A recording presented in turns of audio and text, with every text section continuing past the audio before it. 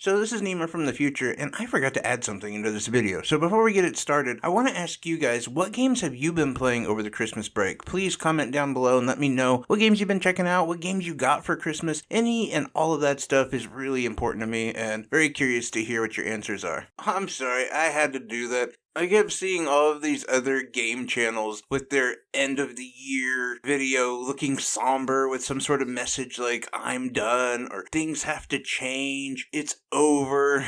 So I'm honestly just mocking it. No, nothing is, I'm quitting 2022, I guess is what my message would be. It's just a little bit of like a channel update. I'm going to go over what games I've been playing over the Christmas quote-unquote break, and just trying to get back into the swing of things. It's a really weird time, especially like just this 1 week, because yeah, there's a good amount of sales that you can kind of talk about, but as far as new releases, that's really far and few between, so there isn't a whole lot of games to choose from to review. But I will say that this month is already going to be starting off big, because we have Persona 3 and 4 coming out, we have Fire Emblem Engage, Dead Space, yeah, all that stuff. But first, I kind of just wanted to start off talking about channel update. Like, that's the big one, and it's something I've been thinking about. There's a few things that I think I need to change or expand upon, more so expand upon, because I just don't know how long I can keep up the pace of releasing videos almost every other day and doing everything by myself. The editing, the research, the gaming, all of it. I'm not trying to complain or anything. Trust me, if I had more time, I would love to, but it's just kids,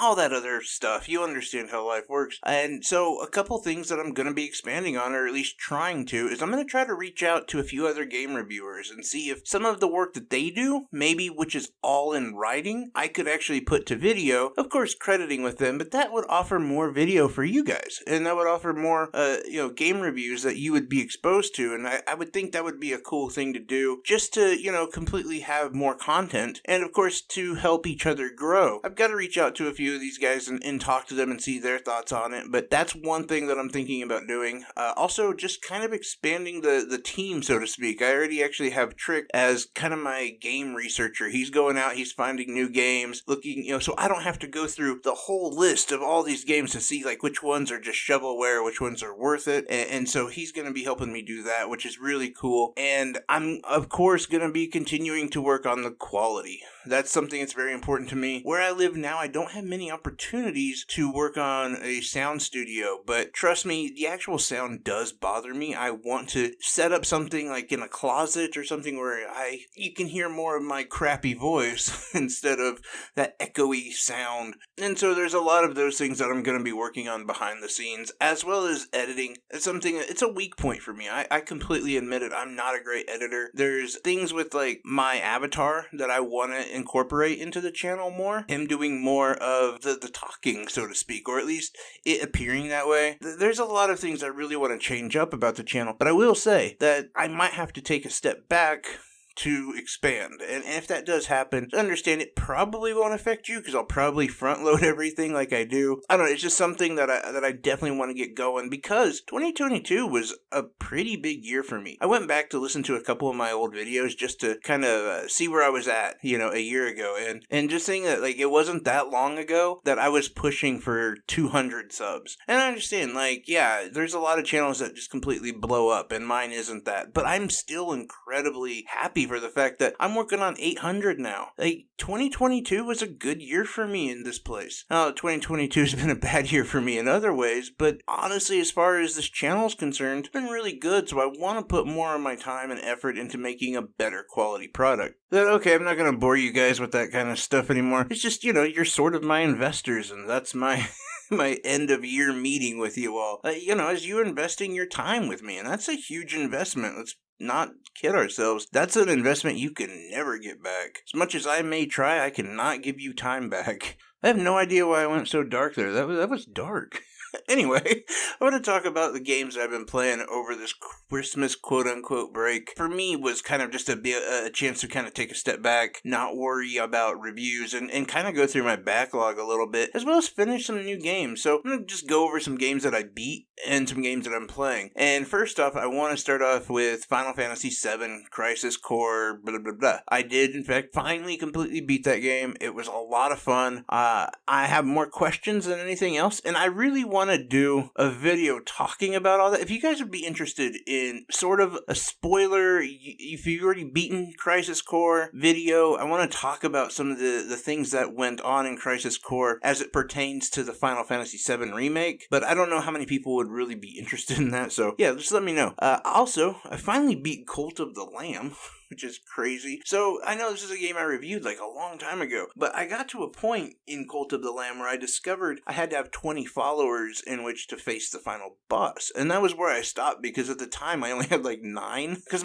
I kept killing off my people, and they kept dying of old age, and it was just hard to maintain them. I was more worried about dungeon crawling than I was my followers, so I kind of just put that on the back burner, like, oh, I'll finish that at some point. It's just the final boss, and that's all it was too. But I decided to get back into it just to finish it up. Like, it was one of those things that was nagging on me. Like, this is, unfinished work, so to speak. And so I did finally beat it, and I did I refused to kneel, went forth and won. It was cool. I gotta be honest, didn't have the ending I thought it would. Like, it's not as epic. I don't know. It's kind of weird. It's still a really good, fun game. I think that's the one thing I discovered, that this game is really fun, and if you haven't played it, you should. But I didn't really find a whole lot with the ending being anything, really. It was just sort of, hey, you won, good job, which, fine, but sometimes you kind of expect maybe something more to happen at the end of a game, but, yeah, whatever. I'm not worried about it. I also beat Creepy Tale 2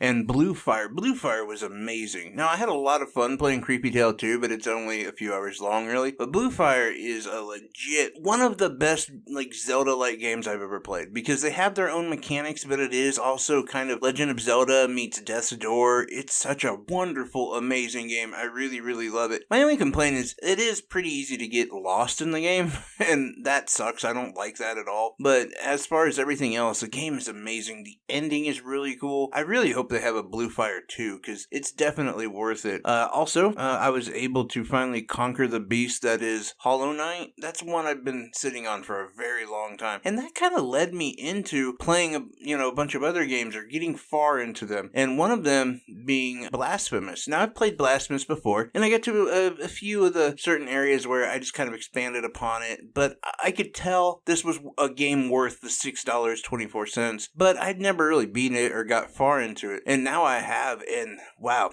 It's such a difficult but fun, rewarding game with some just really creepy story elements. For me, it's very religious, and some of the creepy aspects of religion, yeah, they get creepy to me. I don't know why, it's weird, but they definitely push on that narrative heavily. It's really good, and I've heard that they're going to be working on Blasphemous 2, or that Blasphemous 2 is probably going to come out this year, and I hope it does, because Blasphemous 1 is really good.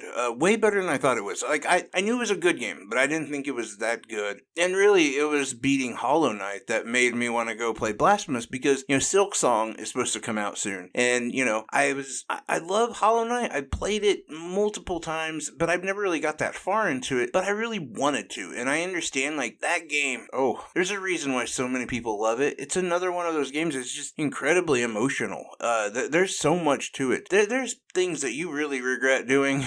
I don't want to get too much into it for people who haven't beat it, but I wanted to be ready for Silksong, and that made me think about Blasphemous 2 as well. And both of those games are they're amazing. I really had a lot of fun playing them, and it's crazy because those aren't typically my style of games. If I'm just going to be able to game for relaxation purposes, I won't play a Metroidvania or a roguelike. Those just aren't my chill games. Usually it's an RPG, which, I will say too, that I have been playing a lot of DioField. That game is also really, really cool. I haven't beaten it yet. I've gotten really far into it, but I've just been spending a lot of time doing side quests and doing things like that, just fully enjoying it, I did a little bit of a first impressions. I never actually did a review of the game, and honestly, I think it's because it got lost with Bayonetta 3. If I remember right, it came out right around that time, and for me, I decided to focus on Bayonetta 3 more than DioField, because I really do a lot of reviews on RPGs, and specifically big, long ones, and that takes forever. But I will just go back real quick to say that Blue Fire,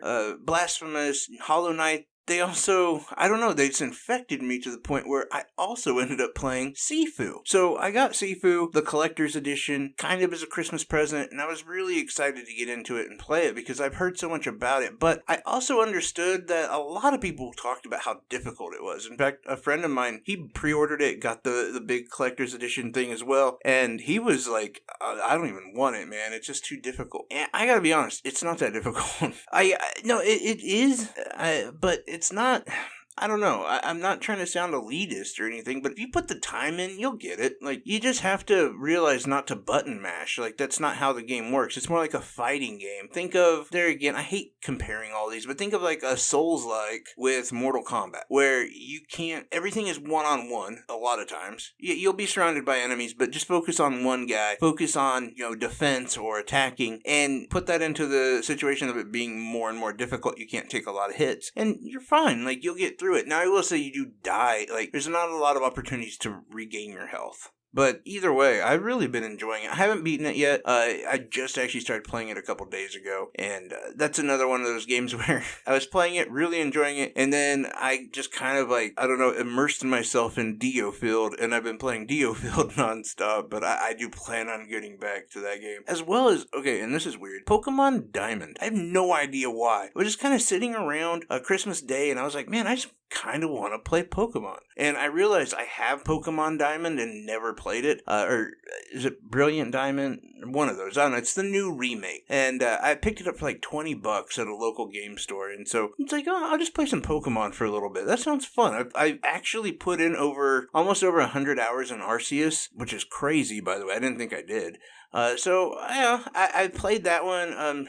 Sword and Shield, I should say, just didn't do it for me. I don't know. I don't really like them. Like, I did beat it, but so I decided, well, I got Brilliant Diamond. I'll check that out. And I played that way too much. In fact, I'm still playing it, which is ridiculous if you ask me, because I don't know, I've beaten it before. I know I have, because I know the starters, and I've ran with them before. It's so simple. Like, it's nothing compared to, like, even what Violet or Arceus is, but I have stopped, because I found a great game to introduce to you guys here in the next day or two on our Sale of the Week video. I will warn you, it's another strategy RPG. I'm trying not to pick those up, but this one was too good. The price was too good. Everything about it seemed too good. We will definitely discuss more about that in the next couple of days, but I did enjoy the break, and I enjoyed playing video games for fun again, and not for, this quick burst to get a review out, kind of like more like work, even though it's not work. I'm not gonna lie. It's,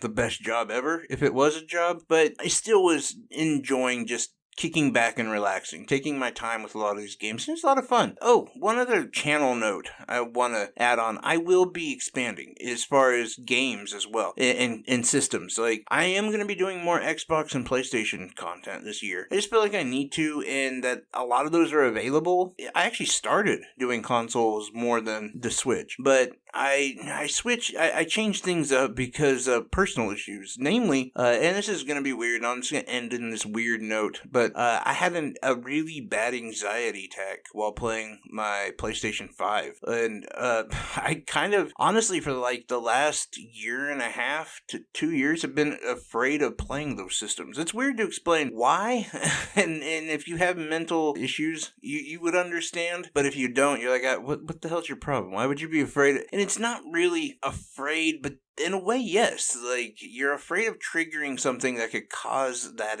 to happen again. And those, and like I talked about my anxiety attacks happening every single day for almost a year. It just, I don't know, it leaves a mark on me. And so I'm starting to overcome that, and I'm starting to play these consoles more and more. And I think I'm finally ready to the point where I can actually start doing reviews over some of the other games that are coming out for the other consoles. So that is going to be a big focus on this coming year as well. But anyway, that's just my 2022 wrap-up, I suppose. I know some people had asked me about a indie game of the year, and I'm not going to do one this year. There's just a lot of them, and I struggled over that list. I really did. I can't do it. I did a, best indies of 2022 video, and, you can reference that. That's as close as I'm going to get. Anyway, I appreciate each and every one of you guys. Honestly, you guys made it amazing 2022, and let's make it a good 2023. Maybe better than 2022. We can do it. We can expand this. We can,